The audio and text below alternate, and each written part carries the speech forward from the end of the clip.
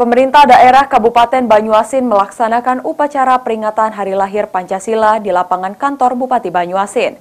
Askolani mengajak seluruh peserta apel untuk merenungkan kembali aspek filosofi dan histori dari Pancasila sebagai ideologi negara.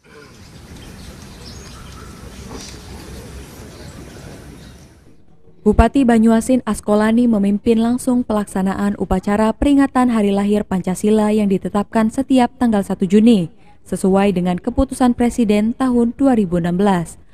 Adapun kegiatan ini bertujuan untuk membumikan Pancasila dalam kehidupan bermasyarakat, berbangsa, dan bernegara. Dalam sambutannya, Askolani mengajak semua yang hadir dan seluruh masyarakat untuk merenungkan kembali aspek filosofi dan histori dari Hari Lahir Pancasila sebagai ideologi negara, dasar negara, serta pedoman hidup bangsa Indonesia. Peringatan Hari Lahir Pancasila tahun ini mengusung tema gotong royong, membangun peradaban dan pertumbuhan global. Tema ini dipilih agar momentum ini dapat memperkuat persatuan Indonesia.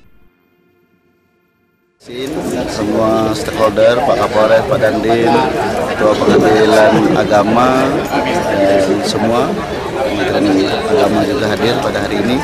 Kita bersama-sama untuk melaksanakan upacara memperingati hari lahirnya Pancasila 1 Juni pada tahun 2020. Dan berharap kita dengan lahirnya Pancasila kita peringati pada hari ini, kita akan lebih memahami, dan yang paling penting kita akan mengaktualisasikan dalam kehidupan kita sehari-hari dalam berbangsa dan bernegara nilai-nilai yang terkandung di dalam Pancasila.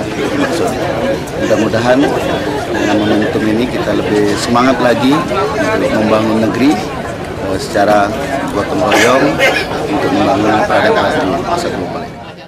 Pemerintah daerah berharap dengan diperingatinya Hari Lahir Pancasila dapat memelihara dan menjaga persatuan dan kesatuan rakyat Indonesia, khususnya di Kabupaten Banyuasin. Semoga Pancasila dapat terus menjadi pedoman dasar dalam kehidupan bermasyarakat, berbangsa, dan bernegara. Muhammad Maulana, PAL TV.